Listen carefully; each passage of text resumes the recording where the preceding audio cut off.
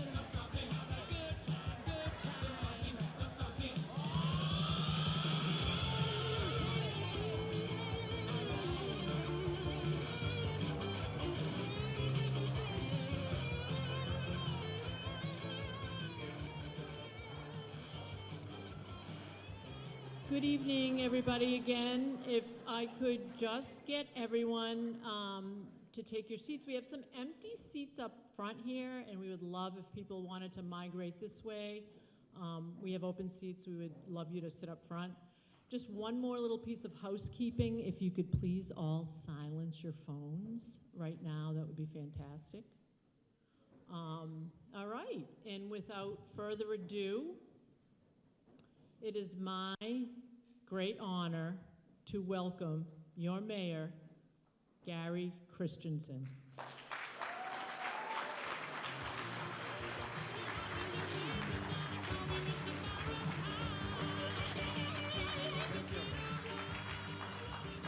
Thank you. Thank you. Good evening, and thank you for joining us for Malden's 2026 State of the City Address. It is a pleasure to welcome you to our Senior and Teen Center. I hope you enjoyed the reception hosted by the students of the Malden Teen Enrichment Center and Malden Public School Food Services.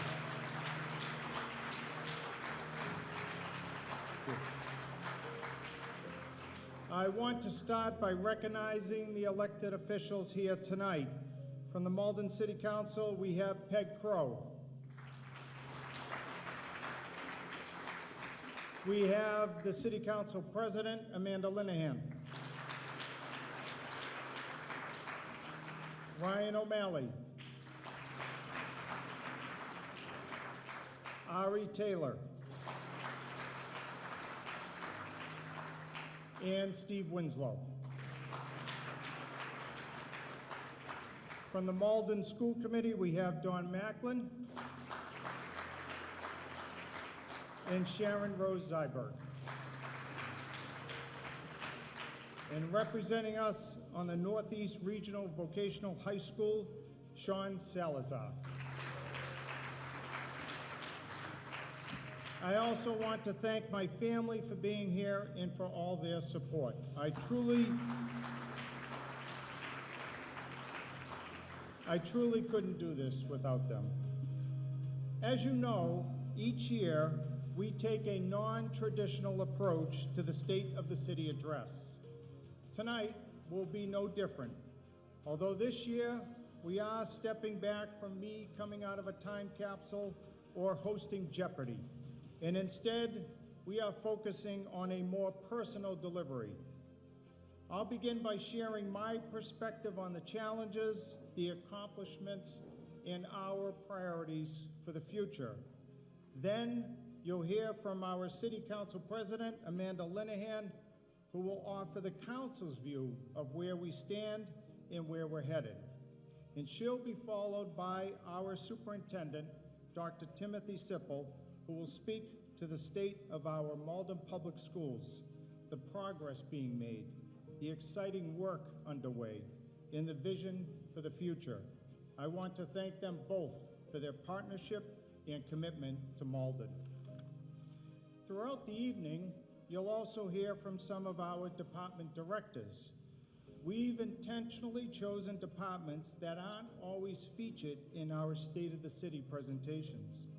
Their work often happens behind the scenes, but is essential to keeping this city running. You will hear directly from them about how their efforts shape Malden every day.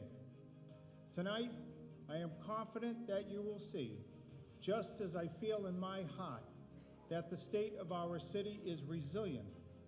Resilient not because we are without challenges, but because we have the people ready to meet this moment, the creativity to solve problems, the community that lifts one another up, and the determination to see our work through. As you are aware, we are facing serious challenges. Our budget is under unprecedented pressure, and that strain threatens the essential services our community depends on. Malden has never been a city that backs down from adversity.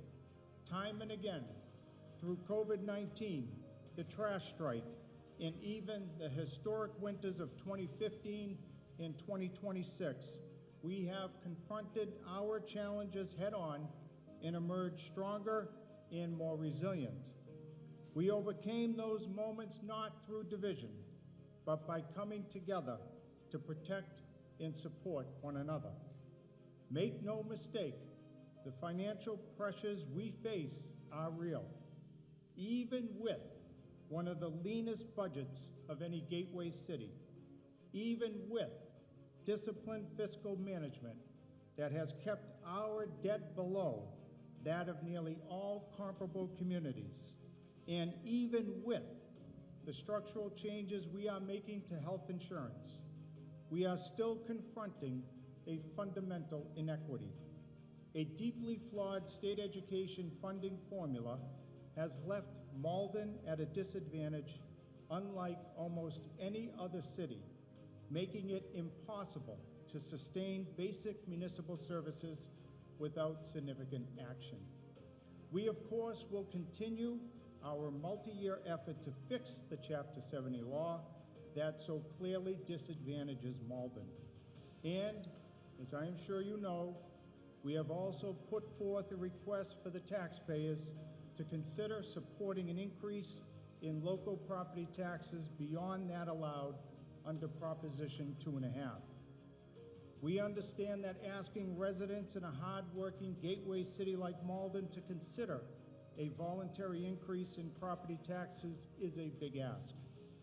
It has critics, and we respect that, but it is an unprecedented step driven by an unprecedented set of circumstances.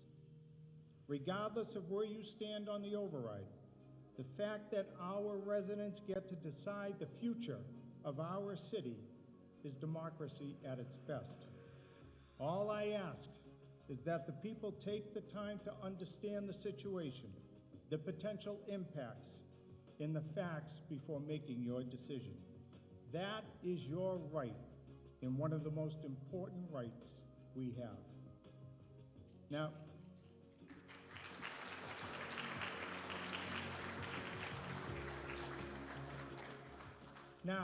despite the challenges we face, we continue to remain laser-focused on delivering in the areas that matter most. Sure, it will take more creativity, more teamwork, some compromise, and more patience. But Malden has been here before. We are resilient, and we know how to rise to the moment. If I had to summarize our focus in just 3 words, they would be affordability, safety, livability. So let's talk about what we've done and what we're doing to make Malden more affordable, more livable, and safer for everyone. There's no one step that a city takes to make it more affordable. Rather, it's the result of a collection of smaller efforts that yields bigger results. For years, Malden residents have benefited from the residential tax exemption, which reduces property taxes for homeowners who live in their homes by shifting the cost to investor-owned properties. This year, anticipating that we would need to place the override on the ballot, we worked with the City Council to increase the exemption to the maximum level allowed by law. For the average single-family homeowner, this results in an additional $294 reduction in property taxes, while for the average condo owner, the taxes will go down $392. It is important to note that the residential exemption does not affect the city's bottom line. It shifts who pays what, easing the burden on owner-occupants, while investment properties make up the difference. It's one of the steps we're taking to make Malden more affordable.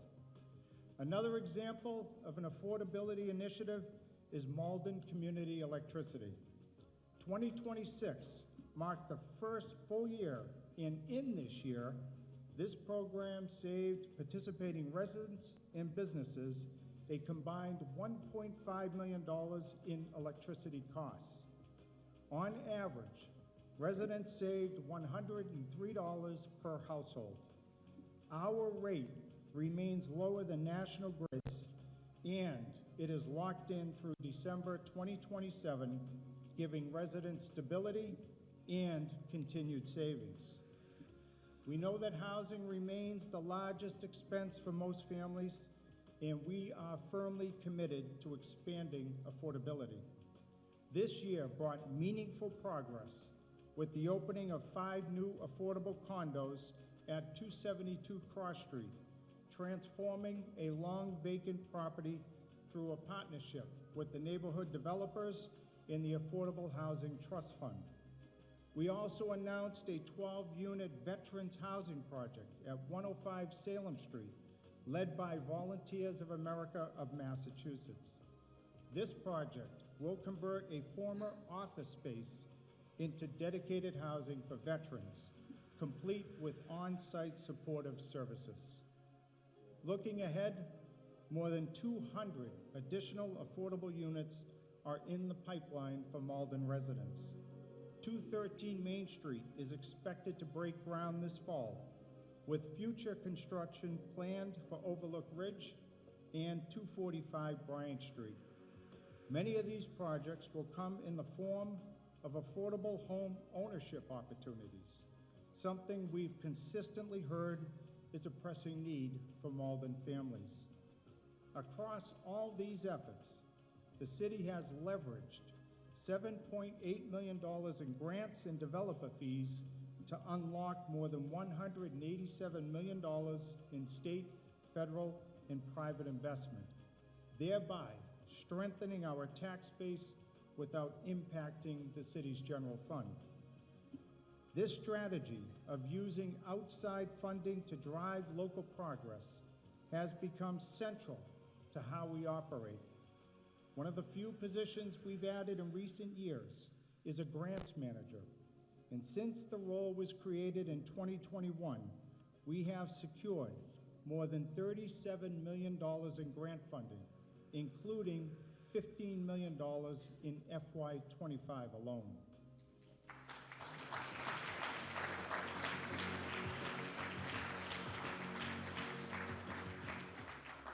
These dollars allow us to stretch local resources, move projects forward, and maintain steady momentum citywide.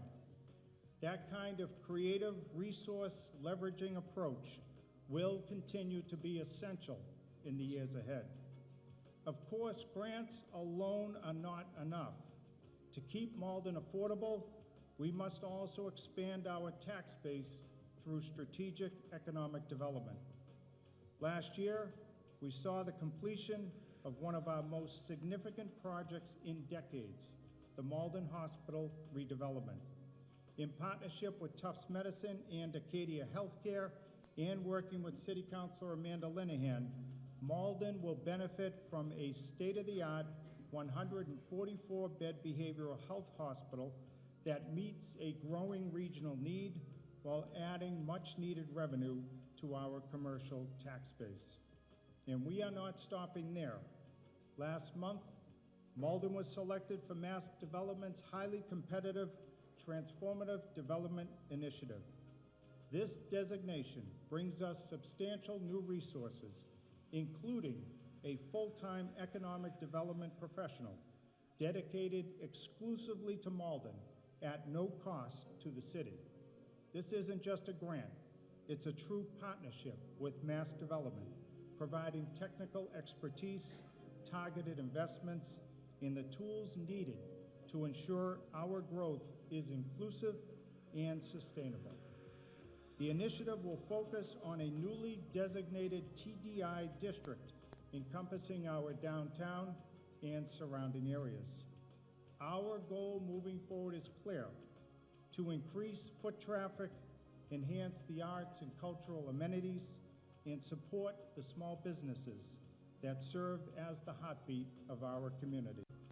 Thank you to all our community partners that worked with us to secure this designation.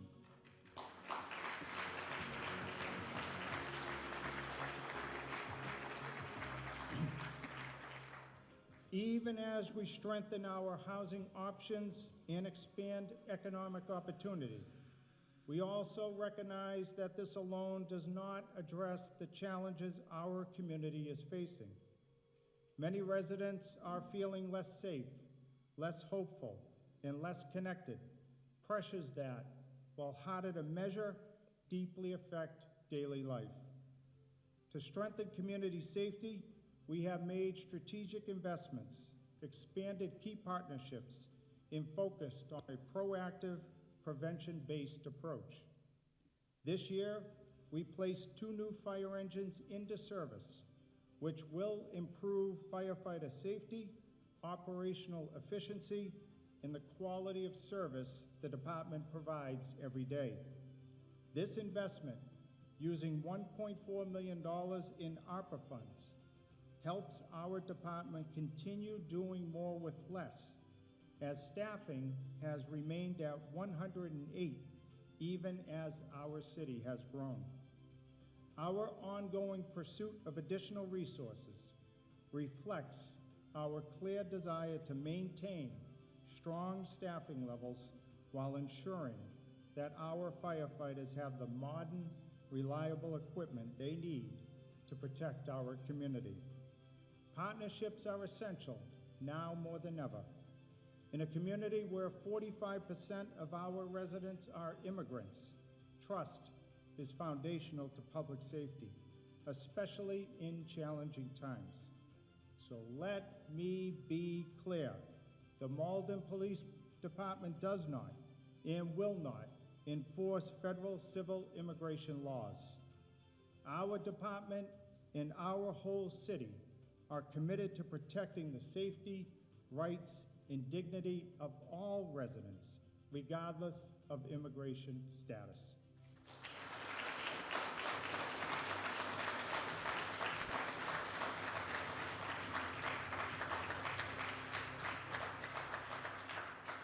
We continue to work closely with community members of all backgrounds to keep Malden safe. One new partnership is with Malden Catholic High School. Together, we are adding a new school resource officer, fully funded by Malden Catholic, who will be assigned to the school during the academic year and available to the city during school breaks. This collaboration enhances safety for students while expanding public safety resources for the broader community. Livability means creating a community where residents feel safe, healthy, and connected through quality parks, reliable infrastructure, safe streets, and strong neighborhoods. Through the engineering department, we completed a record number of infrastructure improvements, including new traffic calming measures, pedestrian safety improvements, 35 reconstructed streets, and upgrades to water mains, aging fire hydrants, and other critical systems. Next year, supported by a $500,000 award from MassDOT's Complete Streets program, we will build on this progress by making targeted improvements to Lebanon Street and the intersection at Madison, Main, and Eastern. We have also replaced nearly 330 lead service lines, half of which were in neighborhoods with the greatest concentration of young children. Building on that progress, I am pleased to announce that Malden is poised to receive an additional $10 million grant from the United States Environmental Protection Agency. You heard me right, $10 million.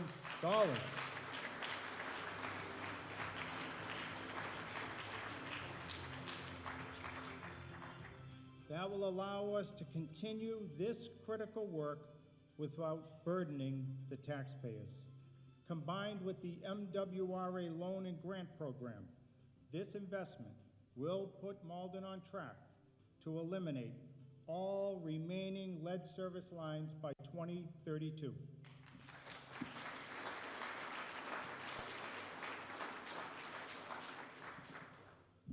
Together, these achievements demonstrate our ongoing success in securing state and federal funding to advance safer and more efficient infrastructure for our community. And this work is inseparable from our commitment to climate action. If Malden is to remain a resilient, healthy, and livable city, we must confront the realities of climate change and integrate sustainability into the decisions we make. I mentioned our community electricity program earlier, and not only is it helping Malden households save money, but it is a perfect example of how smart policy can benefit both residents and the environment. In its very first year, the program prevented 1.5 million pounds of carbon monoxide emissions. That is real, measurable progress, and it reflects our shared commitment to a cleaner, greener community. We also continue moving forward with the Malden Riverworks Climate Resilient Park, a transformative project that enhances public access while delivering long overdue infrastructure improvements to the Department of Public Works site. Supported by 10 federal, state, and local funding sources, the park is already taking shape. A newly paved parking area, a bioretention pond, and a riverfront path at 356 Commercial Street are now visible.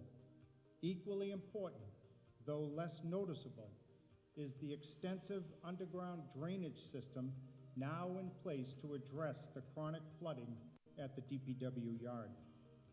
This spring, residents will see continued progress, including landscaping, dock installation, a second river path, and new lighting, benches, and signage.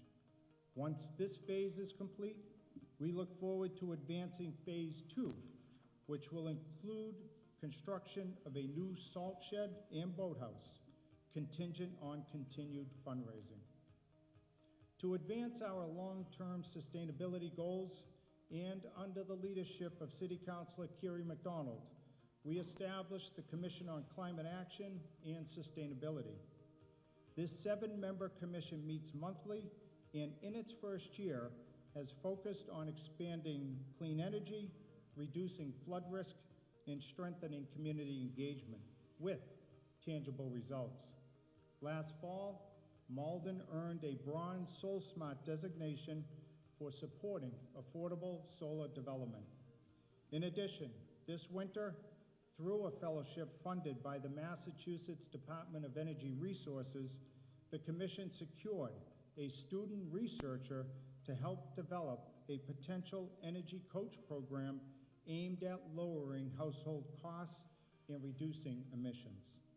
And on Saturday, April 25th, at Pine Banks Park, residents can connect directly with the Commission at Malden's 4th annual Green Malden Fair, an event highlighting the city's climate-forward initiatives.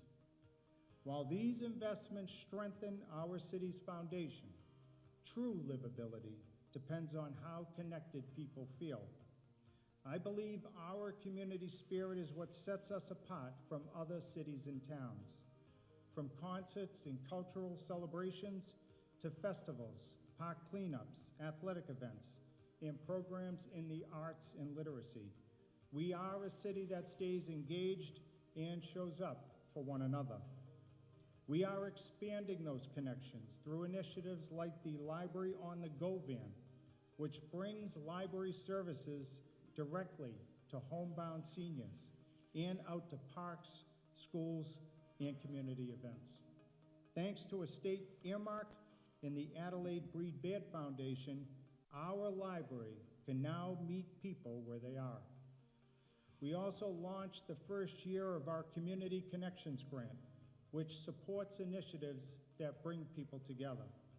Alex Pratt will share more about this grant shortly. At a time when division can feel front and center, these investments keep our community strong and connected. Now, I mentioned earlier that you would hear from City Council President Amanda Linehan and our school superintendent, Dr. Timothy Sippel, with more information on the City Council and our public schools. But before you hear from Amanda, I want to take a few minutes to highlight the good work of some of our departments, starting with our City Clerk, Carol Ann Desiderio.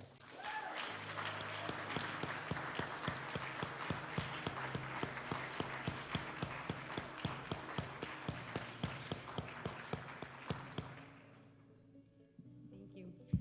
Thank you, Mr. Mayor. Good evening, everybody.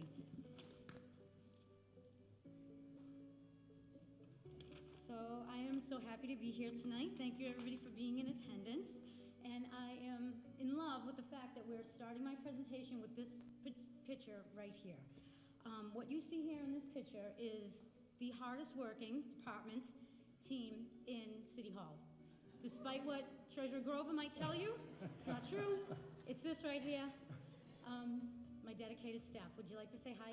Thank you.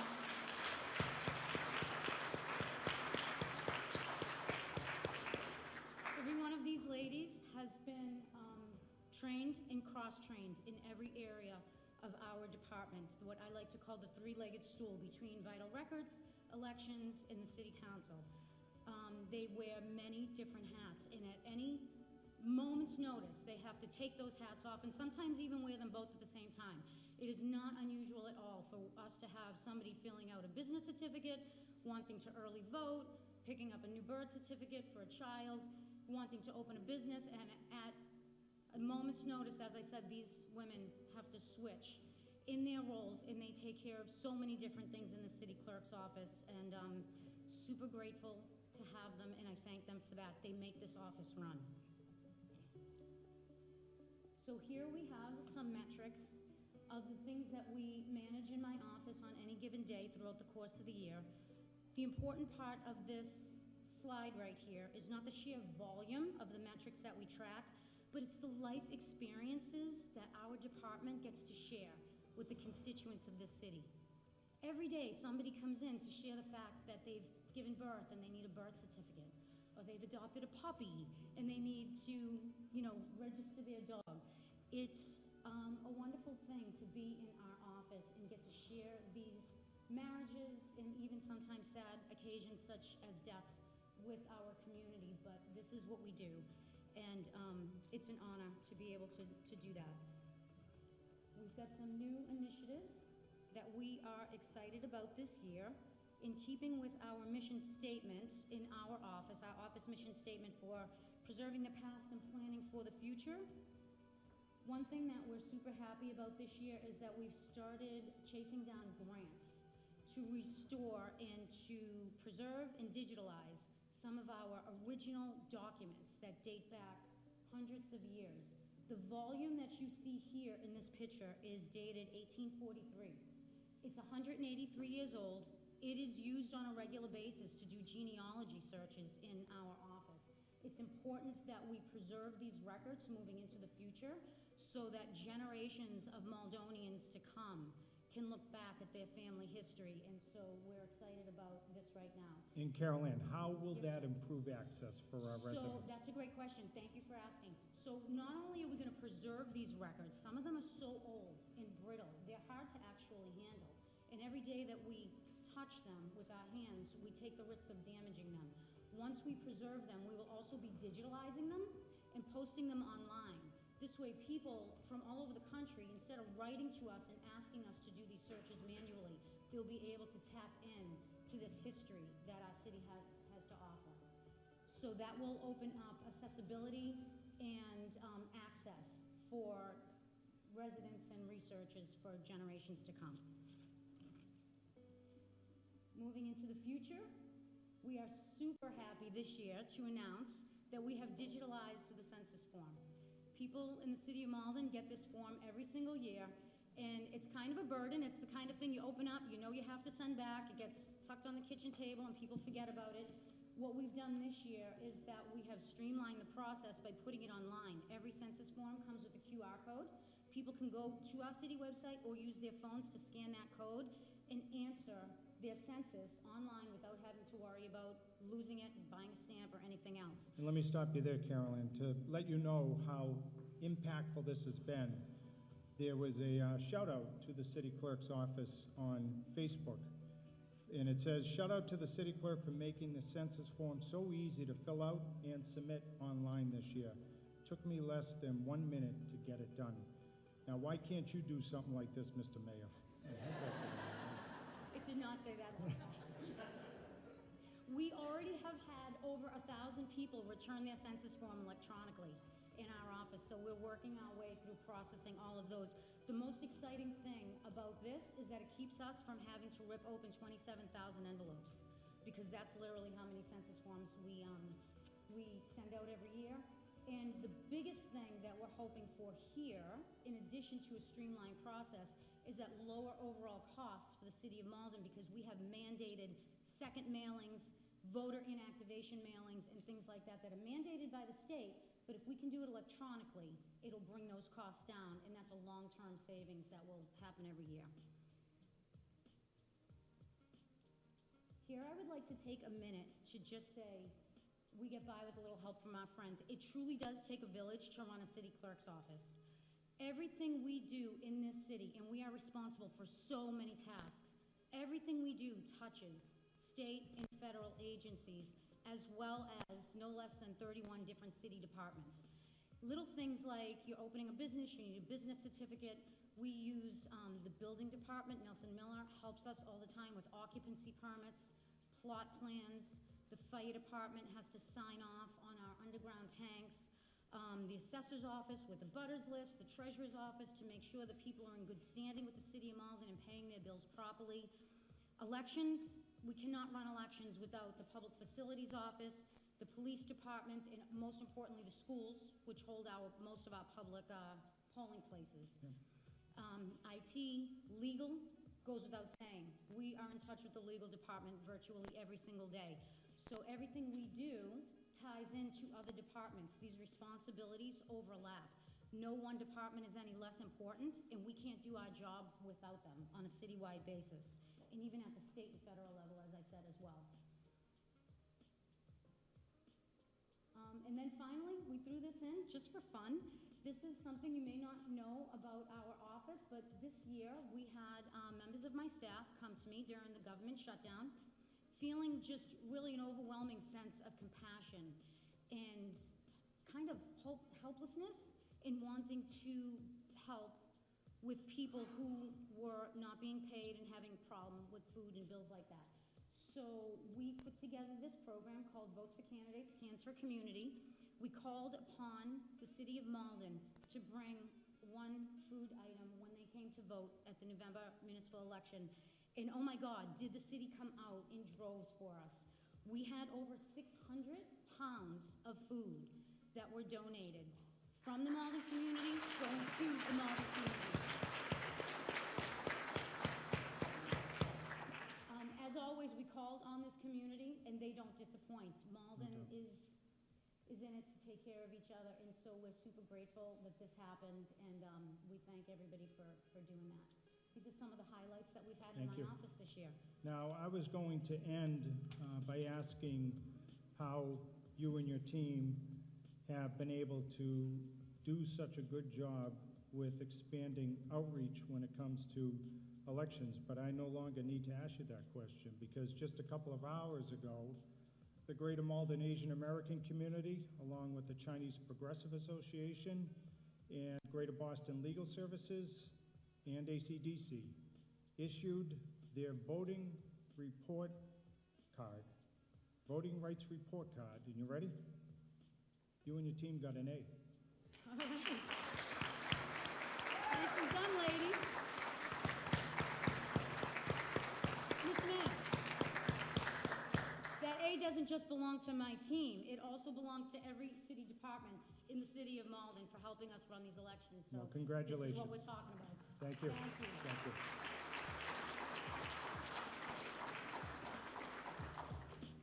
All right, next we're going to call up Eric Rubin, our Public Facilities Director, or as he was known in 2025 as the city's most valuable player.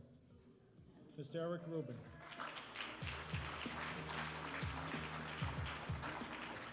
I'd have to start off by saying, Carol Ann, my team is the hardest working team in the city of Malden. Just saying. So, Mr. Mayor, thank you for having me here today, and thank you for everybody for showing up as well. So, public facilities, who are we? So I like to say that we're everything to everybody, because as I joke around and say, my phone don't ring for anyone to say hi, you know that. More just for something's wrong or what can I do for them today. But we're responsible for schools, fire, police, DPW, every city building here we're responsible for. And that work goes from a clogged toilet to making key decisions on the new city hall. Yeah. All of our buildings are run by an energy management system that we need to be involved in every day and watch the energy management system. So what it looks like to us, 7 schools, 3 fire stations, 2 police stations, city hall, senior teen center. So we have 23 city buildings, 2.1 million square feet of facilities. We have a $2.8 million budget. That's $1.34 a square foot. Private world, Mr. Mayor, it's not gonna cut it. But we do what we can do to keep this place So running. you're the MVP. That's, thank you. And we do this all with 13 employees at public facilities. So I wanted to just highlight a couple areas here, and one of them is mechanicals. So, and you talk about mechanicals, everyone here would probably think about heating and cooling. And unlike your home, where you go over to a Nest thermostat and you flip your switch and you get cooling, and then it gets cold one night and you flip your switch, you get heating, it don't work like that on these big commercial units. So when we decide to switch from heating to cooling, this is kind of a big deal for us within our schools. It's a 90-day commitment. We have to start early, we have to drain the pipe, there's a lot to it. So it's not just as a flipping a switch. And not only that, once we're in, we're in. So we need to make a decision about when that is. Is it October 1st? And as you know, the weather's been so predictable here lately that we've been able to make the right call. And these are complex units. So for instance, the Salemwood School alone, there's 12 rooftop units on that building. There's 180 units throughout the classrooms. All these mechanical units, they're fussy. Yep. Not unlike most of our employees, they're fussy. So it's hard to keep everybody happy and everything working in harmony together. And again, I'm gonna go back and say all of our units, this 2.1 million square feet is maintained by 3 individuals on the mechanical team. So this, we talk about how do we do all this and with a limited budget. And we talk about doing all these upgrades, going green as we talked about, and doing it cheap. So the way I do this is I do this with relationships. And we've been lucky to have some really good relationships with vendors, National Grid. And we built these relationships over the course of time, obviously. But when we, I mean you, wanted to upgrade the lights at the garages, we went to our partners and we said, hey, we want to do new high-efficiency LED lighting through these garages. We partnered with National Grid. And as you know, and I'm proud to say, we did both garages, the CBD and Jackson Street, 0 cost to the city. Great. In addition to the garages, we, in addition to National Grid, we were able, to date, we obtained $1.4 million in what I'd call free money through grants that we use throughout the city to do upgrades to most of these mechanicals that we talked about. And when I say we chase every dollar, we chase every dollar. So I have a picture of a Swiss Army knife here because I think everybody knows there's a lot of different tools in the Swiss Army knife. And to me, this is our staff. Our staff, we wear many hats. And we could be diagnosing a no heat call from Dr. Sippel on a boiler one day, why he has no heat in his class, to a clogged toilet here at the Senior Teen Center. Yeah. So at the same point, those same individuals, they'll be jumping in a truck and plowing the snow that we have tomorrow. So this is the same crew that Dr. Sippel said to me one day, hey, you know our welcome center down the street at 110? We need to make it more welcoming. So we had that same crew go down there from plumbing, electric, HVAC, demo, building walls. My team did it all. We did it all in-house, again, 0 cost, all internal. So, small group of individuals, but they are able and willing to do it all. So, and again, all this work starts with a work order system that we use internally. And it's all centralized in our office where our employees, our directors, our head custodians, our principals put in work orders, and we use that system to dispatch and track tickets. So to date, this year, we've completed almost 1,200 work orders throughout the city, and that's schools, DPW, police, throughout the entire city. And Eric, prior to your arrival, let people know how this was done. push hard, make 3 copies. Right. It was by call, it was This was haphazard. all a piece of paper, and it got transferred to. So this has improved response time and operational efficiency. Absolutely, Yeah. absolutely. That's all I got. Eric,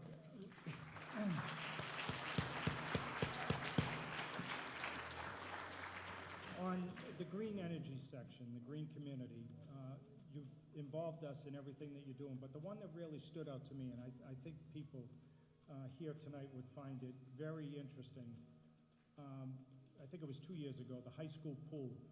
Let everyone know how the high school pool is now heated. So we were able to get a grant to install solar thermal panels on the roof of our high school. We have a 150,000-gallon swimming pool at the high school. We used to have to run our boilers, our gas-fired boilers, 8 of them, by the way, in the basement of the high school to heat that pool all year long.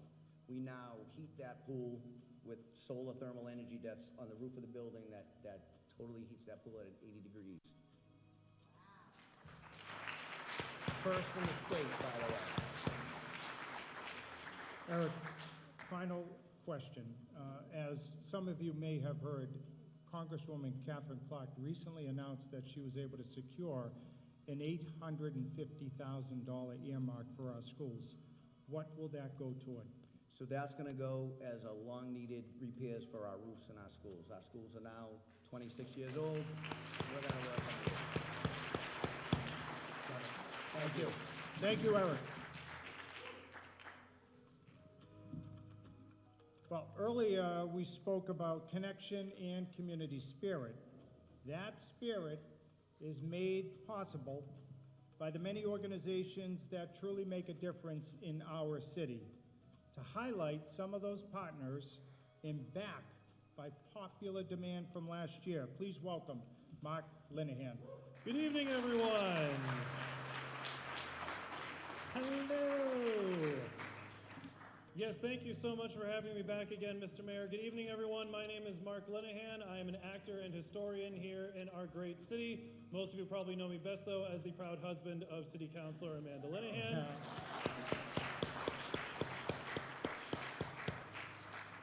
And I decided to start over here because there's food.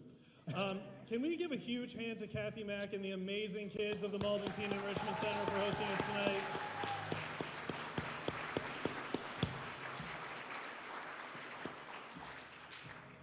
So I was asked tonight to highlight our community partners, but if you forgive me, that's a good phrase, but I'm not the Linehan who's in the government, so highlighting community partners is fine, but my mission here tonight, my friends, is simply to love my neighbors, because here in Malden, we love all our neighbors, and we have some neighbors who are doing incredible work in our amazing city. We are so lucky and blessed to live in a city that have so many driven leaders who have created diverse organizations, institutions, and events that have united and enriched our home of Malden.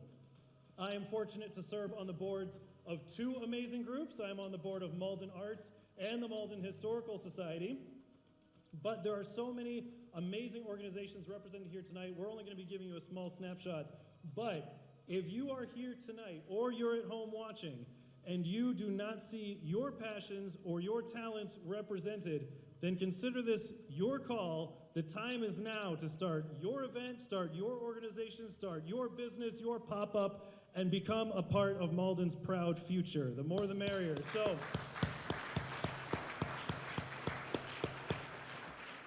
So with that, I am going to randomly pluck 4 people out of the audience who I happened to email a week ago.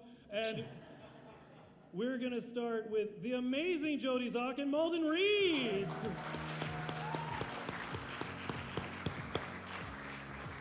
Jody, thank you so much for being here. So Malden Reeds, of course, is a well-known institution here in the city. How many years has this been for Malden Reeds? This is our sweet 16. 16 years of Malden Reeds here in Malden. So I stole Amanda's copy of this year's book, and then I left it in the car. Can you remind us about this year's book? This year's book is Our Missing Heart by Celeste Ng. Incredible. Now, Malden Reeds does so much, honestly, when I was going over all the events and compiling them, it would actually be easier to list the city events that aren't Malden Reeds. But you just had your big kickoff, over 150 people were at the library for your big kickoff. You're doing citizen lyceums, book discussions, a mini writer's den, amphibian migration event with Carrie Percival. But you're here tonight specifically to talk about this amazing partnership you're doing with the high school, Love for Kids. What can you tell us about that? So we have students for Malden High here. We have Love for Kids. And these students, yep.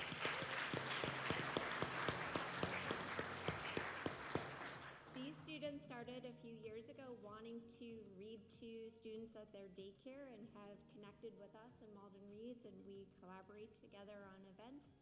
And I just wanted to offer them the opportunity to say a few words to give them that special shout out today here at the State of the City. Thank you so much, Jody. Can you tell us a little bit, so our amazing library director, Doris St. Martin, is here. Can you tell us a little bit about Malden Reads' partnership with our public library? Thanks. We do a number of events with the library. They're our fiscal agent, and we collaborate extensively with them, and they help us with grants, they help us with events, they help us with hosting and purchasing books that we distribute to the schools and throughout the community. Incredible. And where can people go to find out details for upcoming Malden events like these lyceums that I'm hearing about everywhere? Where can people go to find out more about Malden Reads' upcoming events? We're on socials, Malden Reads, we have our website, maldenreads.org. I also want to say Marcel is here with the gallery. We have books for sale at the gallery as well. Incredible. Everyone give it up for Jody Zog, everybody.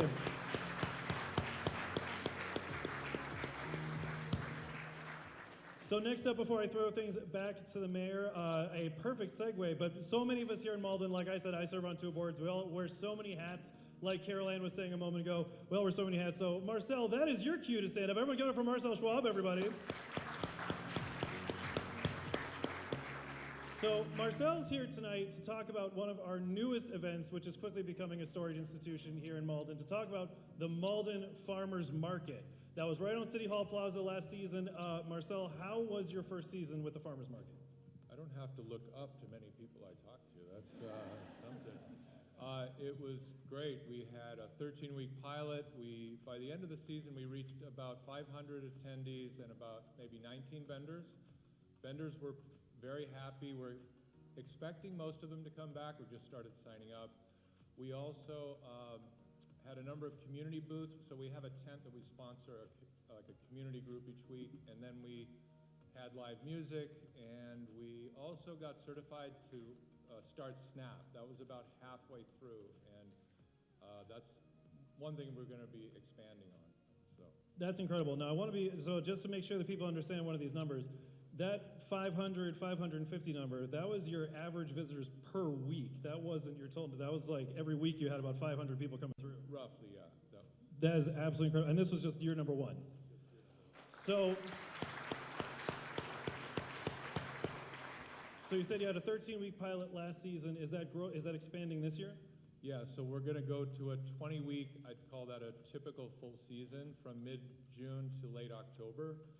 Same time, Wednesday, 3 to 7, City Hall Plaza. We're going to do 17 regular markets where we're going to really try to expand our food and beverage offering. We'd love to go all the way around the building, all the way to the back, and have almost like a food court. I'd love to see people shop and have dinner. I want to have a lot more prepared food, more specialty. And then we're going to have 3 expanded markets. We're going to close down Pleasant Street and do a huge block party. We're probably going to have 60 booths, open it up. That'll be opening day, closing day, and National Farmers Market Week, first week of August. So Incredible. I didn't know about the block parties. That's fantastic. Selfish question, are the bread folks coming back? I know. Well, we just started reaching out and getting the first few. They loved it, so I'm assuming, but we haven't heard yet. So I will have to go bug them because we need them to come back. I think what was so great about the farmers market was everyone had their own different favorite vendors. Like when you say the bread folks or the cookie folks or the the folks that sold all the vegetables, we actually formed connections and made relationships because it was the same vendors every week. And then of course on many of the weeks we had Michelle's coffee truck in the back, so you could pop over for beverage. And one of our favorite local small businesses.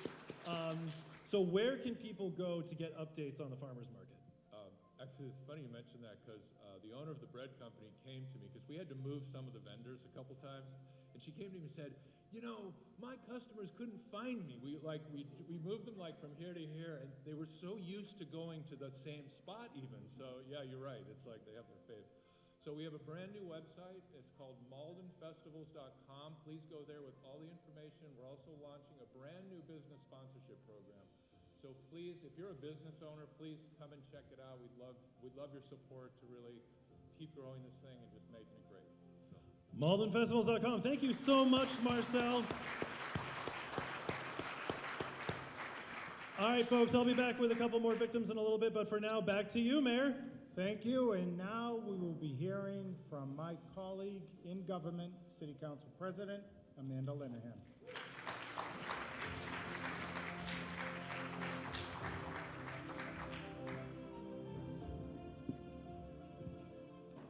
Well, nobody told me I was going to have to follow Mark, the fun Linehan. Well, good evening, everyone. It's my honor and joy to be with you tonight to represent the Malden City Council and to tell you a bit about the accomplishments and the vision that my colleagues and I share for the future of our city. And I know, as the mayor said, so many of my fellow councilors have joined me here this evening, so I do want to thank each and every one of them for joining us tonight. You know, when I think back on 2025, I think about a year of both transition and resilience, with so many reasons to have hope about what lies ahead of us. In these times that we live in, when turning on the morning news can feel a little more distressing than it feels informative, I find it helpful to remind myself of the deep impact that I think we can all have by staying involved in our community. Local government to me is truly a place where our voices and ideas, I believe, can be heard. And deciding to be someone who steps up and does that leads to transformative change. Some of my favorite moments as a counselor have come when someone who's never gotten involved in the city before approaches me or one of my colleagues with a small idea that turns into something huge. The creation of our citywide live music festival, Porch Fest, is something that comes to mind. So does the new Pocket Forest in Ward 5. So do the speed bumps on Bainbridge Street. All of these are resident-generated ideas that I think have improved the quality of life for thousands of people who live here in Malden, and also for many who don't. Now, you've heard a lot about these ideas and met so many of these impactful Maldonians here tonight, thanks to our presenters and our guests and our hosts here at the Teen and Senior Center. But tonight, I want to tell you a little bit about what our council is doing to bring a bit of light and hope into our world, especially when it can be so hard to find those pieces of good news when you pick up your phone or turn on the TV. Now, most of you probably see us counselors the most when we're out and about in the city, hosting events like Halloween or fishing derbies or the 4th of July or other holidays and celebrations. But we're actually pretty proud of the work that we do behind the scenes and the work that we do writing policy that keeps our city livable and affordable and prepared for things like a changing climate and an evolving economy. So this year, I want to tell you about 2 big pieces of legislation that we worked on that I hope will keep our community affordable for future generations, which is something that our residents tell us is very near and dear to them and their families. The first project we worked on this year was a new law that you may have heard of that's called the MBTA Communities Act. This was a state law that tasked our council with creating new development districts around our train stations and around our high-frequency bus routes. Now, as these districts come to life around the city, our hope as a council is that they'll actually bring fresh ideas to our neighborhoods, especially around Oak Grove and around Malden Center. And maybe even that they'll kickstart some long-awaited revitalization of our aging Malden Center T station, which I think has vast untapped potential and is one of the busiest transportation hubs in Metro Boston. The second law that we tackled actually legalized accessory dwelling units, which are sometimes called ADUs or granny flats or in-law apartments.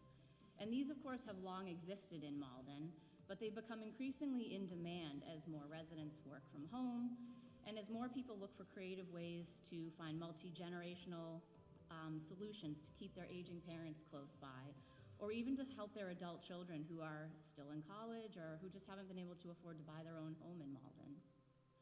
With an easy application process, we hope, and soon a new financing program coming from the state, these, we hope, will be an affordable option for a lot more Maldonians to build on their property. These two laws should go hand in hand with the other affordable rental and home ownership opportunities that the council has helped create, some of which the mayor talked about in his remarks. And these are across the city. You'll see some of these coming online this year. These include at the former Salvation Army site on Main Street, at the former Temple Israel Synagogue on Bryant Street, the new veteran housing on Salem Street, and new senior homes up at Overlook Ridge, all of which will come together to create a stable community where no one has to leave because they can't find somewhere to live. Now, because we do know that increasing commercial growth is so critical to creating a stable financial future for our city, the council this year has also set a clear goal of attracting not just housing, but new economic development that we know we'll need to survive the ups and downs of unpredictable state aid, inflation, and other uncertainties that we know are going to affect our city budget. This January, among my first acts as council president, I appointed a new committee led by Councilor Taylor, who I know is with us tonight. And this committee is going to work with our Office of Strategic Planning and Community Development to draft plans for identifying key areas of the city that can be quickly rezoned to best maximize their redevelopment potential. It will be essential that we work with and not against the development community, as well as the economic realities that are facing us, but also that we not accept just any development proposals in the short term that don't meet our community's goals for what we all want our city to look like in the future. So far, we're really excited about the potential that Commercial Street offers, with so many existing, thriving businesses that we all want to stay, as well as upcoming revitalization of the Malden River that will make it more open to the public for recreation and more climate resilient, and with some large vacant parcels that are just waiting for the right zoning mix to attract new investment. This new Economic Development Committee, I'm happy to say, has already been meeting throughout the winter, and thanks to our council's commitment to hybrid engagement, all of those sessions are open to the public, both in person and online, with recordings shared on our website within a week. We do want members of our community who have work and caregiving commitments to be able to meaningfully participate in the important discussions that our council has, from development decisions to our city budget. And of course, budget meetings are going to be starting up very soon. So I encourage everyone to take advantage of these hybrid engagement opportunities. Please come learn firsthand what our council is doing. And please do reach out to me if you have ideas for ways that I can make it easier for you to do so. My passion as a councilor and as council president, beyond just running accessible meetings, is to help residents understand our government and to make sure that each and every councilor also has room to develop their potential and their own ideas and to share their talents, whatever it is that originally made them want to run for office. I believe that even in tight fiscal times, it's our calling as public servants to use our gifts to find creative solutions for ensuring good policies can still pass and to make sure our community stays engaged. I'm pleased to say we have several new ideas percolating up from within the council this year, including pathways for more residents to open home-based businesses, reimagining our approach to equitable parking policy, streamlining the application process for getting building permits and for creating new affordable housing, fostering more dialogue with department heads at city council meetings so that the public can better understand what we're doing inside City Hall, rolling out more street safety improvements across the city, and more. And again, if you have ideas to share, you can reach me by emailing citycouncil@cityofmalden.org. Now, we've all heard a bit tonight about the tough financial crunch that our city budget is facing, and I know we're probably all feeling it in our wallets at home too. I know that I am. Economists and public health experts have long known that communities with a high degree of social trust and mutual care are better able to weather storms like this when they're facing them. I know anybody who's grown up in Malden or spent a lot of time here and decided to put roots down here can likely tell you that the way we look out for each other is one of the things that makes us a special place to live. And it's why I know we're going to be okay, even though there are certainly tough times ahead. I'm here to tell you tonight that our city council is 100% united in our goal of fighting for Malden and for our future. I want you to hear that all 11 of your elected councilors are working hard for you every single day, because Malden is our home. Whether it's our home because it's the city we were born in or the city that we chose, we're here now and it's the only place that we want to be. I tell people all the time, Malden is just my place and it's always going to be. Our vision is really that we can go much farther working together than we could possibly ever go alone. And I believe that's even more true when you're talking about keeping a community strong, as we need to do for our future. I'll speak for my colleagues and I'll say we ran for office because public service means we want to leave things better than we found them. So I hope you'll join us in that work. I hope you'll consider us your partners and your allies in building a great community with a bright future. And please, let's keep working together for the Malden that we all love. Thank you so much.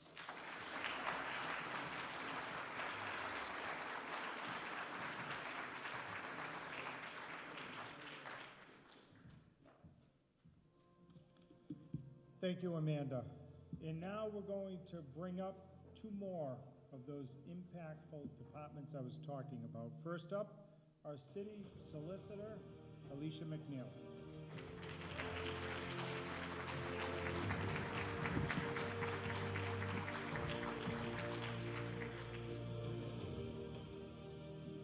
Good evening. Good evening, everyone. Good evening.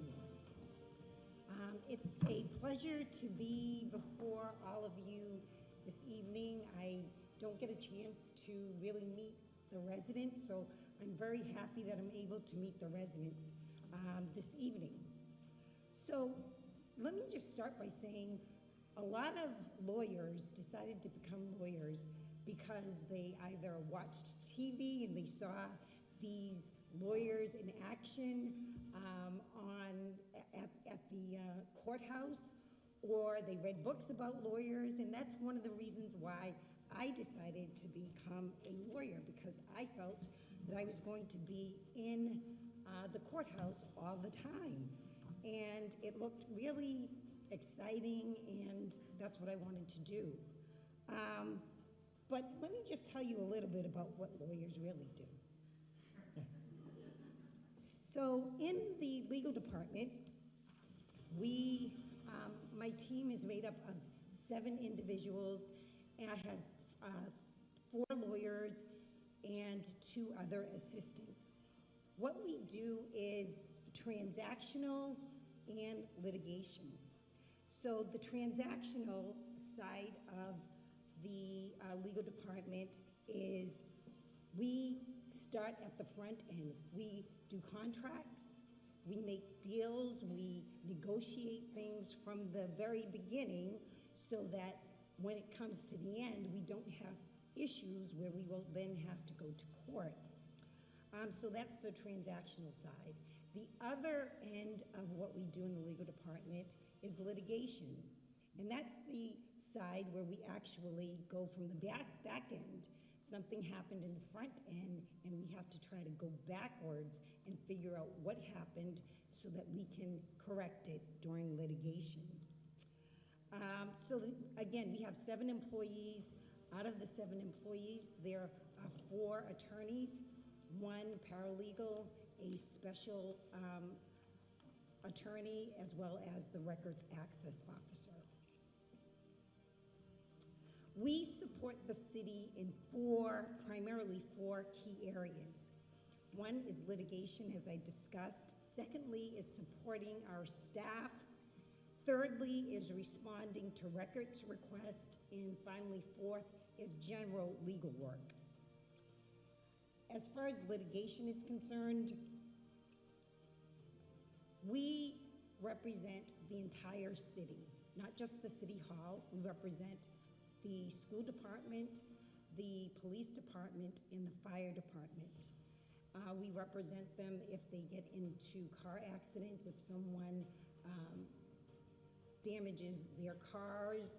If there's anything going on, we represent those areas. In addition to that, some of the residents have small claims where they have run into a pothole or something was damaged on their property. That claim comes to my department. Our caseloads are divided by the attorney. So each of the attorneys in my office, we have our own caseloads that we work on. And we also collaborate as a team so that if there's something that one person doesn't know, the other person is able to go there and to assist them with their issues. 90% of the litigation, 90% of the litigation is defending the city, which means that somebody has brought a claim against the city, and it's our job to represent the city in those claims. Second area is staff support. As Carol and Eric mentioned, we collaborate with the entire staff in the city. Our department touches, like the clerk and the public facilities, we touch every department in the city. We assist departments in drafting and negotiating contracts. We provide opinions. We train staff on legal issues. In my office, very oddly, we have workers' compensation in our office.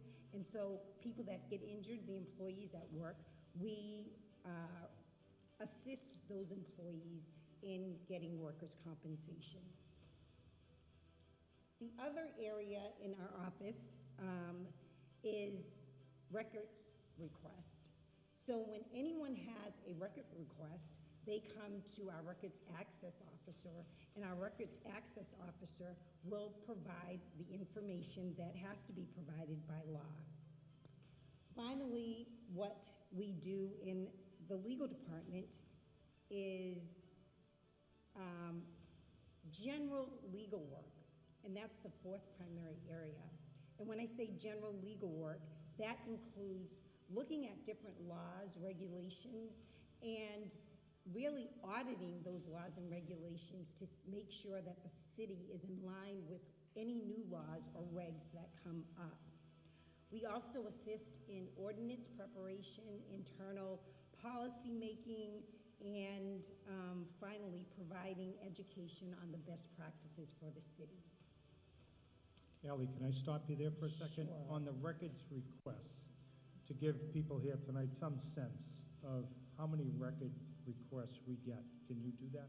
Yes, so when the records request came to my department, which was about 2 years ago, we had, I want to say, probably 500 records requests. Year to date, as of from last year to year to date, that request has increased 60%. So from last year, this time to date, our records request has increased 60%. So over 1,000, Yes. 1,100, yeah. Yes, we get probably records request every single day, literally. Okay. Yes. Finally, did you know that the city's legal department does not represent the residents? We represent the city and the department. Many times residents will come to our office and they look for help either in how to file a divorce, how to start a business, and we, in my department, we don't do that for residents. However, as servants, because we're very strong on making sure that people know that we serve the city, we provide resources for them in terms of providing the pathway for them to go in order to find the answer to their questions that they ask. And you also, let's give a round of applause.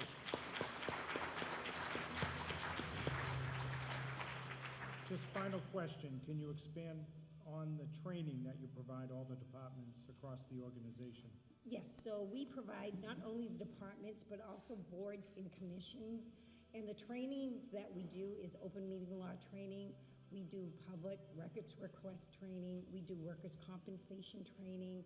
And if a particular department needs to be trained in one particular area as it relates to the law, we train them in that area as well. Very good. Ally McNeil. Thank you very much. Thank you. All right, next we're going to bring up Alex Pratt, the Director of the Office of Strategic Planning and Community Development. Welcome, Alex.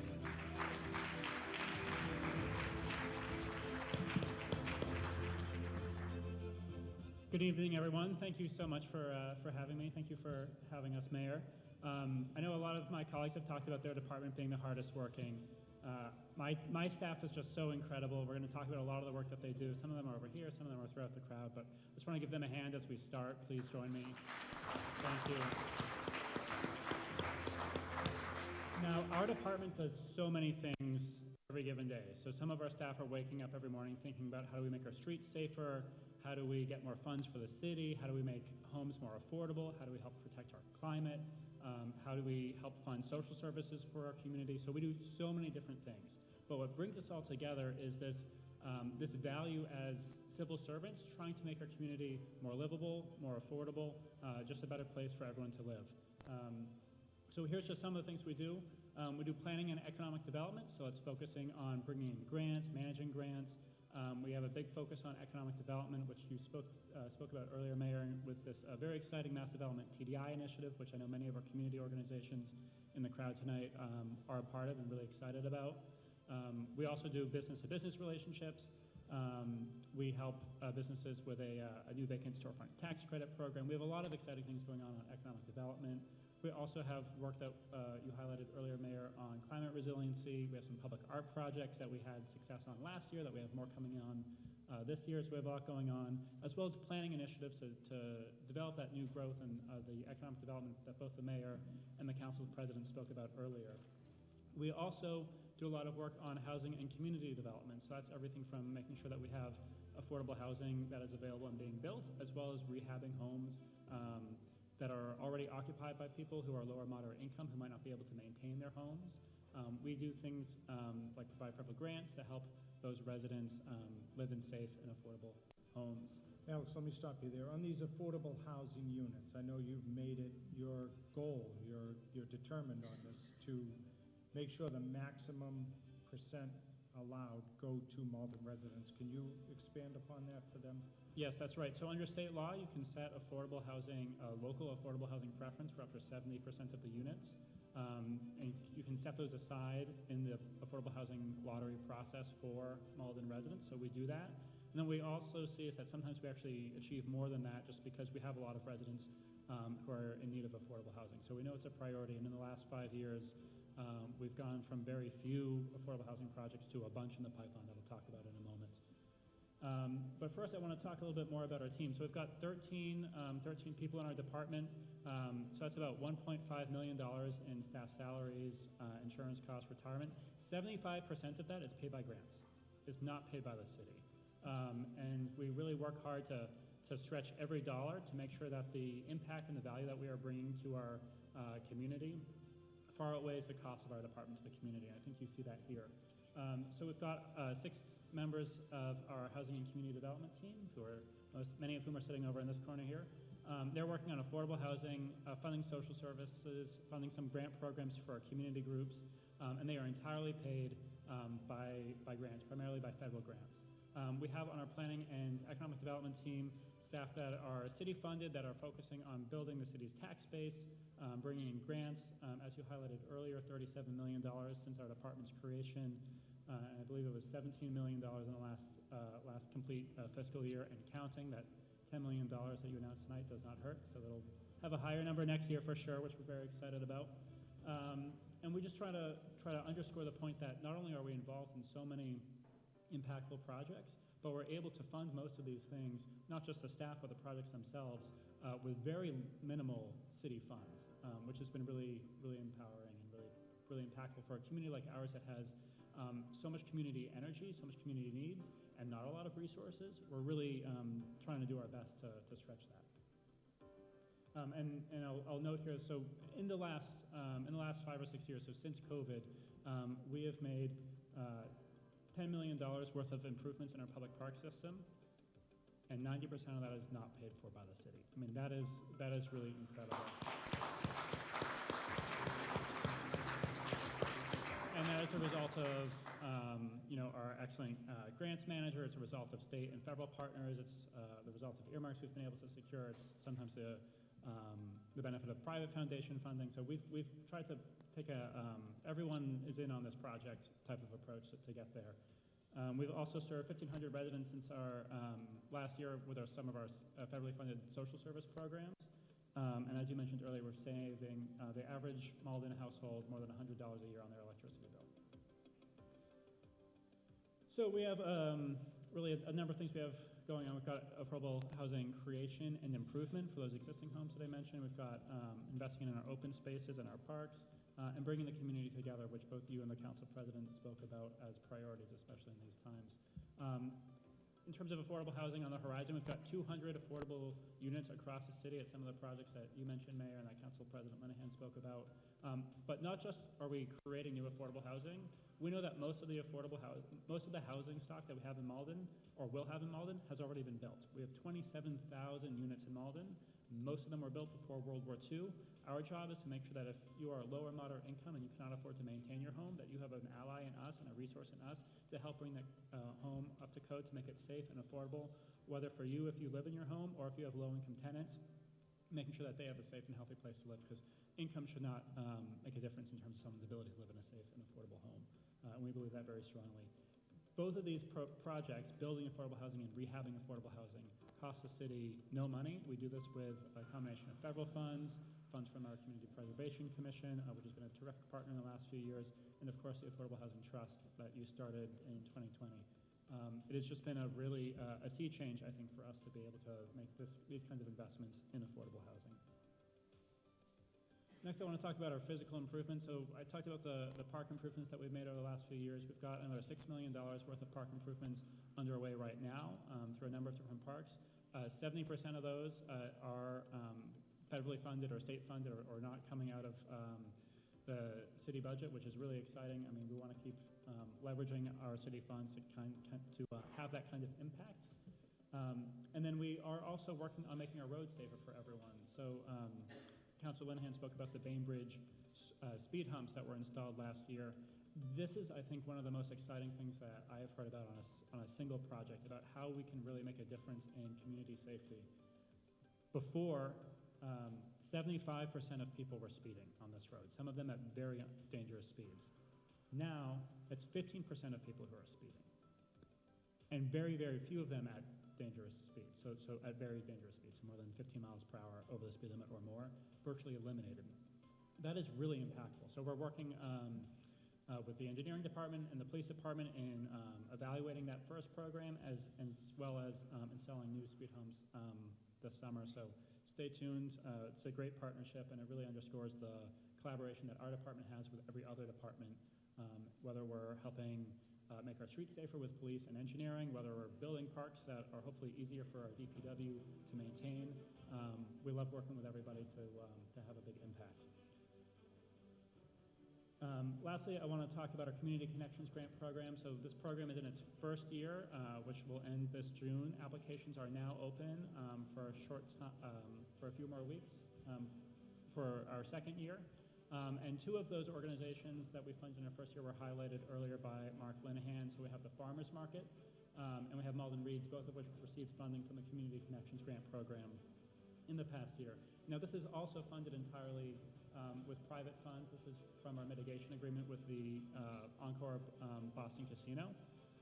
And what we're very excited about this, and the reason I think this is so important right now, the purpose of this program is to bring our community together. We know that we have a lot of diversity in Malden. We know we have a lot of courage, a lot of excitement, a lot of energy in Malden. We want to bring people together across difference and to help people have an even more close-knit community.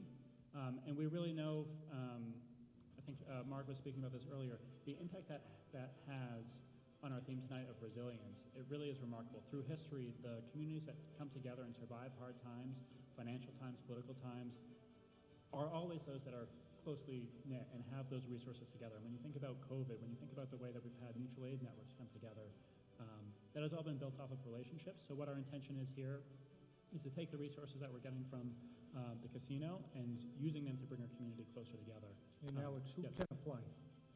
Nonprofit groups, grassroots groups. We're really looking for the intention behind this program. We work with a lot of larger nonprofits that have grant writing staff and things like that. We try to make this as low barrier as possible for smaller groups that might not always have the capacity to apply for a federally funded grant. We wanted to make it as low barrier as possible. So if you want to put on a community event, you want to bring your community together, you have an exciting idea, talk to us, call us, put an application, and we will work with you and try to make it happen. And what's the website address? It is cityofmalden.org/MCCG. for Malden Community Connections Grant. All right. And our fun fact, because we do so many different and disparate things that we think are really exciting, and we know that many of you think are really exciting, we try hard to keep our projects on ClearGov, which is the city's transparency center, so we have here the Malden Riverworks page, but we've got more than, I think, 24 projects that you can follow along on ClearGov. You can sign up for updates. You can also sign up for our newsletter that we send out once a month, and there's just a lot of information there. So if you're excited about keeping tabs on all the work that we're doing, folks can do that here. And your favorite project so far? That's a stopper. I don't know. You're supposed to say all of them. All of them, yes. Although I will say, I think the Malden Riverworks project is just so... I knew who was in the audience. I had to make Karen Buck happy. I was trying to lead you. You got it. Yeah, it is not every day that you get to create a new park, and a riverfront park is just so challenging. And in this fiscal environment, it was so difficult, and our staff, and especially our sustainability and grants manager, has just done a tremendous job both bringing the funds together. The complication of melding like a dozen different funds from the state, from the feds, from private sources, all together. They don't all have the same rules, and turning all that into a project is an intense calculus. And the fact that that's going to result in a new waterfront community park for our community is incredible. Alex Pratt, everyone. Thank you.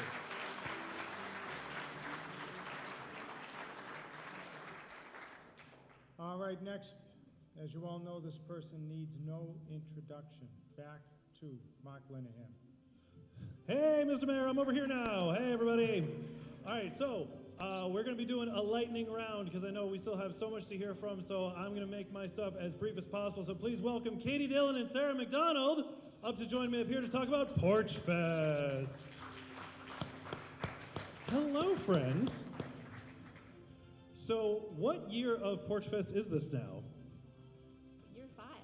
Year 5 of Porch Fest. Now, I have an anecdote. The first year that we did Porch Fest in this city, so for a lot of people like Porch Fest, they might remember it in places where they've been doing it for years and years and years, like Somerville and Arlington, but I think it was the mayor I was talking to. We were on Corey Road during the very first Porch Fest, and someone from Somerville who came told the mayor that we were in year 1 where they were in year 10.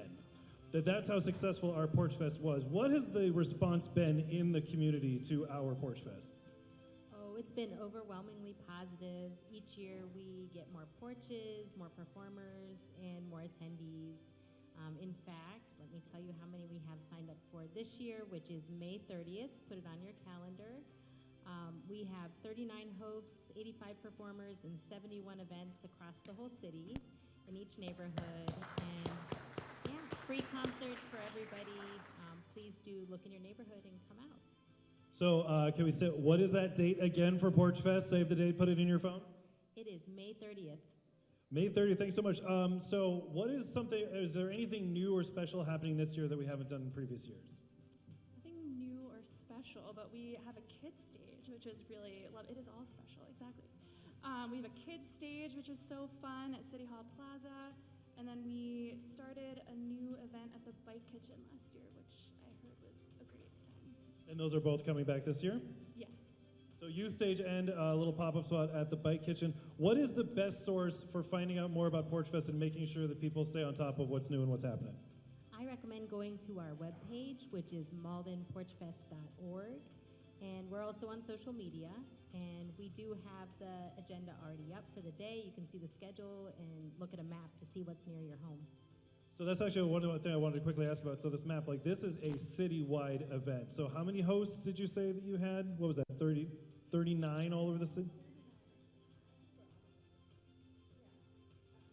So 39 for now, but we got another 2.5 months to go. So keep checking in, find out, because there might be a new venue on your street. And so keep in touch. So say that website again?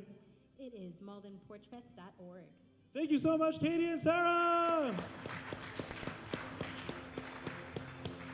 And now, friends, please give it up for our dear, dear friend, Sandy Felder, here to tell us about the gallery at 57. So Sandy, I remember the very first when the gallery was that holiday pop-up over there, and now it is one of the most beloved institutions in the city. Tell us about your journey with the Gallery of 57. Well, the Gallery of 57 started actually several years ago when an artist, Lisa Sears, asked this question to musician Osa Schwab. What if some artists came together and created a space where we could sell our work, where we could perform, where we could exhibit our work? And that has resulted in, several years later, a group of artists putting tool belts on, thanks to the city of Malden finding us a space at 57 Pleasant Street. We went in, renovated that, and have a beautiful space called the Gallery of 57. And how many local artists have their work for sale in the gallery right now? Currently, we represent the work of 51 local, diverse artists. 47 of whom are women. I have to shout that out for Women's History Month. And, I would also say that we just love bringing in new artists all the time, and we love developing artists. And we get artists who are very skilled and have been in the world for a while. And then we also have artists who just want to step out and take their art into the community. So that's a very important part for us as well. I mean, that is one of the most remarkable things about this city is that, there are so many artists in this community who have been making this an incredible community for decades and decades, but there are new artists all the time that I am constantly rediscovering and discovering for the very first time. So can you tell us, what events do you have coming up? What are some opportunities where people can meet some of these artists? What events do you have coming up? Well, I have to say that more than just a shop, we are a community of artists who offers book readings. We have book readings. We do rotating art exhibitions. We do artist demonstrations. We're out in the street doing pop-ups. So you have plenty of opportunities to see us. For example, on June 6th, we will be taking over the street, Pleasant Street, calling it Artists Take the Street, and our artists will be out there demonstrating their work, performing. We have an exhibition right now with our community partner, Creative Malden, over at 350 Main, where over 35 artists have an exhibition on revolutionary art, celebrating the 250th anniversary of the signing of the Declaration of Independence, where artists have put out their vision of democracy and freedom from 250 years ago to today. So you can see that now at 350 Main. You can see we're going to be doing art walk, public art. Our artists are on the street painting switch boxes. We have a huge mural on Summer Street, and we'll be doing a Malden public art walking tour, a couple of them this spring. So we encourage you to come out and see the artists there. At the end of the day, I would say, though, we still are a shop. We are a place where our artists sell beautiful fine art, pottery, handmade jewelry, gifts for yourself, gifts for people. And I would encourage you to come there because the artists work in the shop as well. You can meet them.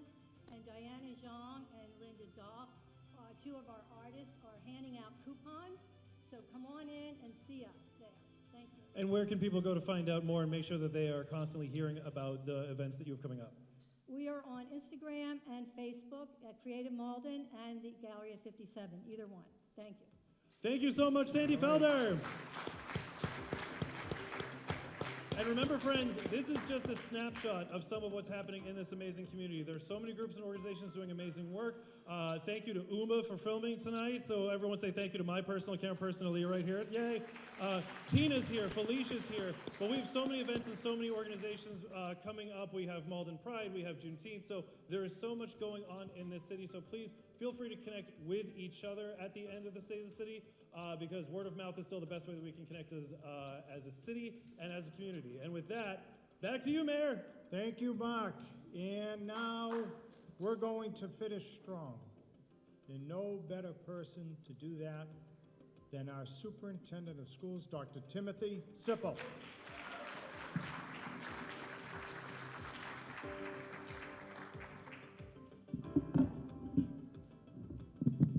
Well, good evening, everybody.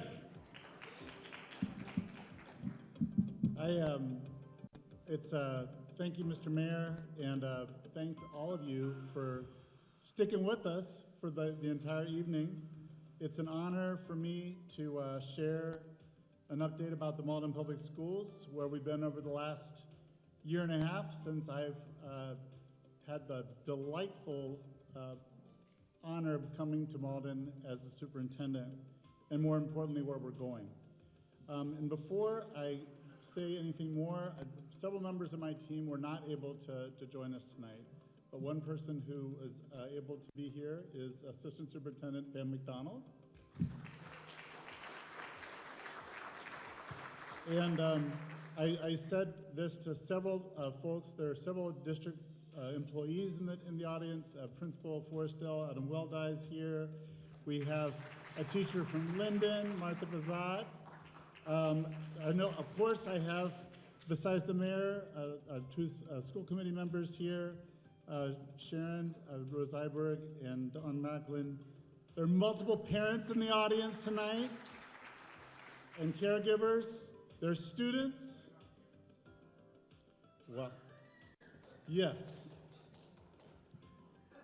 Many alumni in the audience tonight as well. And what I've said to many of them is, if I'm off, if I'm mistaken about something, or if I misspeak, you got to pull me aside and let me know, because you got to keep me honest. I want to make sure that what I'm sharing tonight is accurate, it's truthful, and I commit to you that I will do that, and I also commit to you that they will tell me if I mess up. I also just want to acknowledge my wife is here tonight. Army Sippel is sitting over there with Pam. And every Friday afternoon, when I finally wrap up, she always comes, and we always find a new restaurant in Malden to enjoy together. And we're just lovely community, and we're so delighted to be here. Our core values as a district that guide all of our work are three: that we include and we collaborate, that we embrace growth, and we do right by all kids, because we believe that while each of us is strong individually, we're far stronger together. And in the spirit of collaboration, my team, when I took office, the first 9 months of my tenure, we deeply engaged with the Malden community. We met with families, we met with staff, students, special events, town halls, listening sessions at every school. We administered district-wide surveys. I had a chance in this building to meet with the Teen Enrichment Center youth very early on. And we shared our findings from surveys and from all those sessions with families and staff.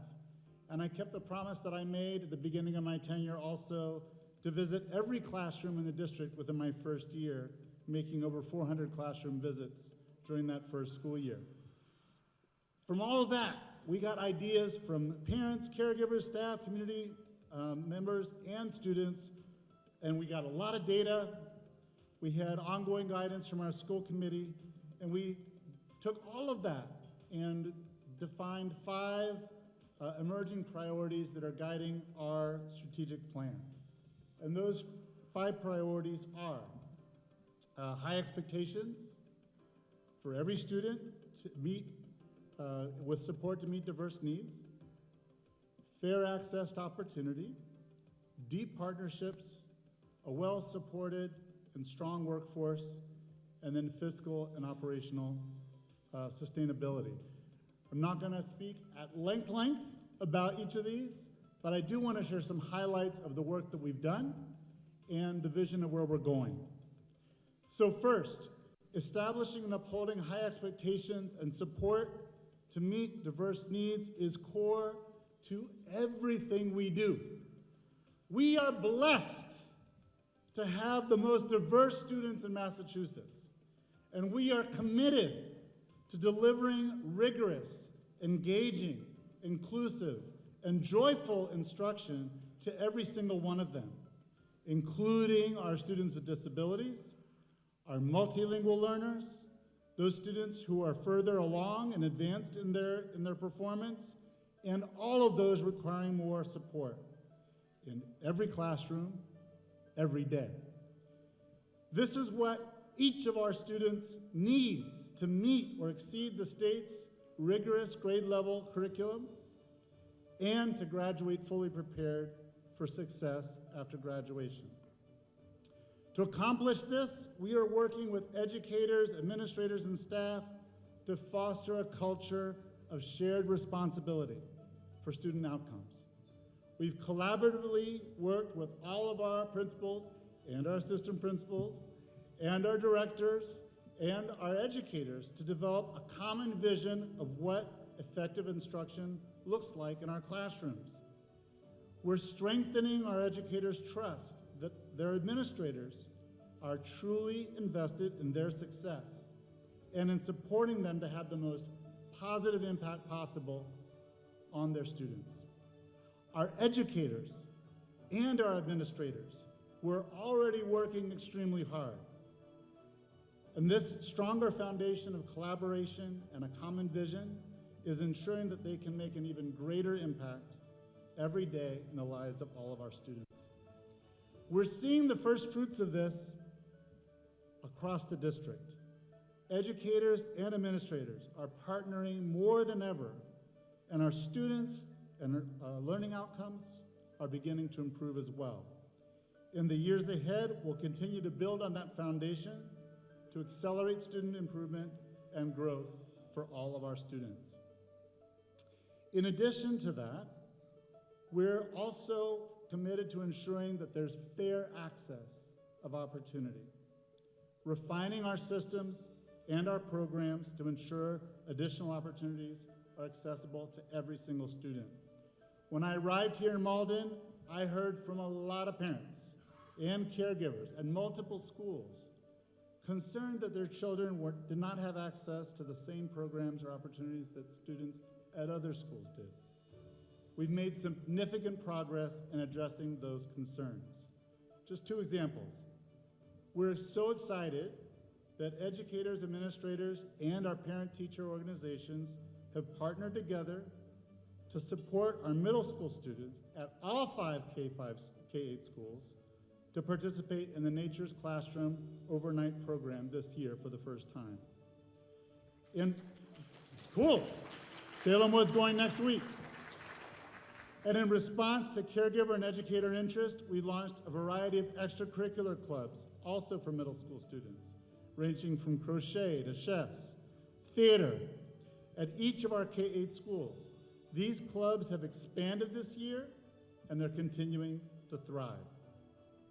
We envision a school system in which all of our students can discover their interests, their passions, and have the opportunity to fully develop them, whether it's playing a musical instrument, singing, becoming an athlete, engaging in speech and debate or acting, using technology effectively and responsibly, or using their voice to influence the world around them for the better. We want all of our children, all of our students, to have those opportunities regardless of their background, regardless of what neighborhood they live in, and regardless of which of our schools they attend. They deserve it. We won't achieve this overnight, but we will establish a thoughtful plan to make significant progress in providing fair access to those opportunities over the next few years. We are excited to partner with the school committee, the city, nonprofit foundations, community organizations, family, staff, and volunteers to make it happen. The next one is deep partnerships, and we're speaking specifically about our parents and caregivers. We will continue to build trust with our families and with our community through transparent communication and authentic engagement. When I first arrived, I heard from parents, from caregivers, and many others in the community that communication from the district was a significant challenge. Our websites were outdated and difficult to navigate. We lacked a consistent district-wide communication system. Last spring, we launched updated user-friendly websites for the district and for all of our schools. And over the summer, we introduced a new system called Parent Square, which is a unique platform that provides reliable contact information and delivers information to families in the language that they prefer. And we've received overwhelmingly positive feedback from our staff and our families about these new communications services. We're committed, though, to continuing to engage our caregivers and families as partners in educating their children. We'll strive to ensure that our schools are responsive to the needs of our families, and they develop trusting relationships that endure for all the years that students are enrolled in our district. We'll continue to actively seek out the perspectives of our caregivers, both through parent forums and surveys, but also through formal advisory boards and councils and working groups. We'll celebrate and continue to support collaboration among our parent-teacher organizations as well, so that all of our schools benefit from the amazing creativity and ideas that each of our schools brings forth. A strong, well-supported workforce. Our goal is to develop and recruit and retain a diverse, talented team through competitive compensation and collaborative professional culture.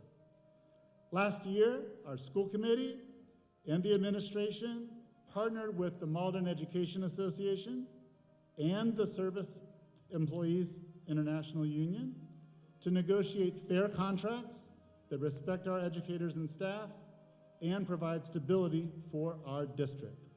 We're in the first year of those 3-year agreements right now. And we also worked with the school committee to adjust the timeline for posting our positions when we hire new educators, when we have vacancies. And by doing so, we've become better positioned to attract top talent to Malden in a very competitive job market.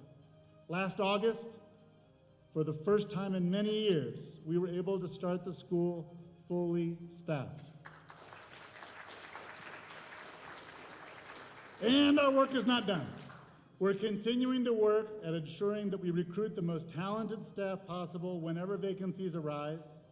We're making efforts to ensure that more of our students see themselves reflected in the educators and staff who work with them each day.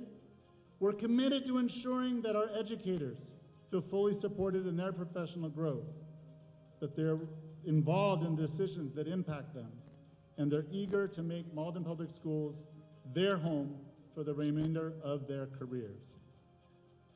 Lastly, fiscal and operational sustainability. We are committed to managing our resources strategically to provide safe learning environments and high-quality instruction. We're super grateful for the support of the mayor and the school committee and the city council as we develop budgets that are strategically allocating resources to our schools and programs. In the last budget cycle, we shifted to enrollment-driven staffing guidelines and a per-pupil funding model for our supplies. We'll continue those practices to ensure that our resources are distributed sustainably and based on student needs. We'll also steward the facilities, infrastructure, and other resources that the city has entrusted to the district for the education of our students. And we greatly value the partnership we have with all of the city departments that support our students, our families, and staff. And I could name them all, but I see Chief Cronin standing there in the back. Tremendous support to us each and every day. I know Anthony Rodriguez is here somewhere with information technology and Laura Vlasic with Health and Human Services. We rely on all of them. And I do want to call out Eric Rubin in Public Facilities. If you have not seen, I mean, they're an outstanding crew. But if you have not seen the Welcome Center that he showed the pictures of in the slide, it's right across the street, 110 Pleasant. It's a beautiful, beautiful space. And the first place that families encounter when they come to Malden now actually feels like the welcoming center that we wanted them for all along. So thanks to Eric Rubin and the Public Facilities for realizing that dream and that vision. So having said all of that, I just want to say these priorities that I've talked a little bit about tonight were developed through extensive input of our staff and our families and our students. And we're not done listening. As we further develop our strategic plan, we'll continue to bring back ideas to the community for your feedback work is underway. We'll continue to include, collaborate, embrace growth as we strive to do right by all kids. Thank you for your investment in the students of the Malden Public Schools, and I look forward to continued partnership as we move forward together. Go Malden.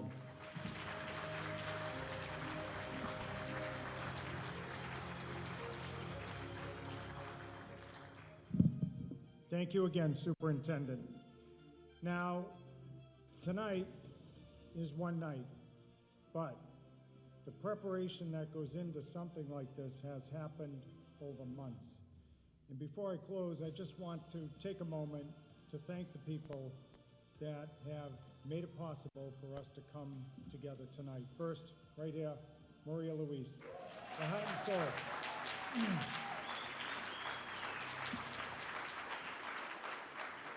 Elena Savino.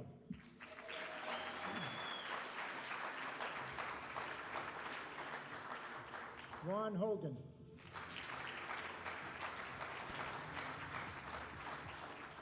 Kathleen Manning Hall. Where is Kathleen?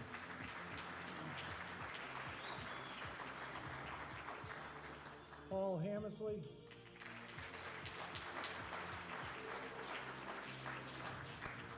Scott Rowland.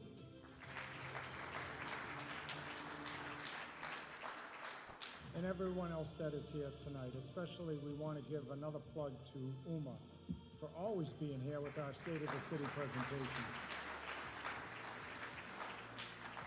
Now, tonight, you've heard not only what we've accomplished and what we're continuing to do to make Malden more affordable, more livable, and safer for everyone. You've also heard about the strength of our schools, the leadership and partnership of our City Council, and the outstanding work being done every day by so many of our city departments. We have a clear vision for Malden, a city that remains vibrant, welcoming, and full of opportunity. A city that invests wisely, protects essential services, and supports our neighborhoods. And a city that stays affordable, safe, and accessible for all. Even in difficult times, that future is not only possible, it is within reach. We are at a crossroads, and together we will shape the direction ahead. I have full confidence that we will meet this moment with the same resilience that has always defined us, because Malden has always risen to the challenge, and together we will do so again, stronger than ever. Thank you for being here tonight, and thank you for making Malden your home. Thank you.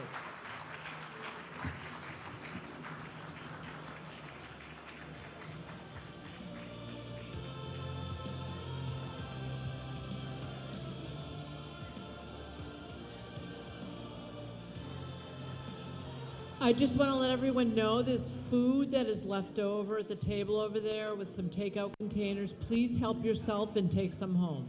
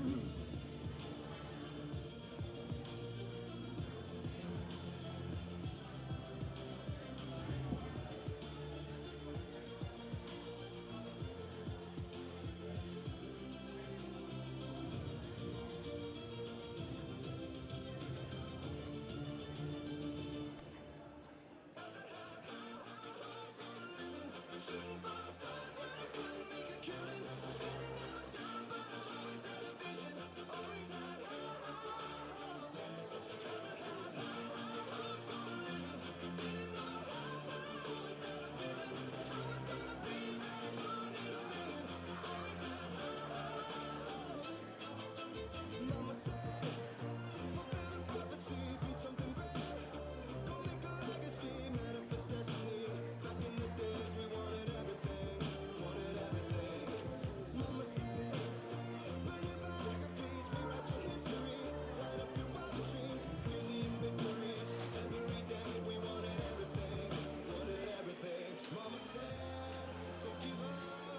It's a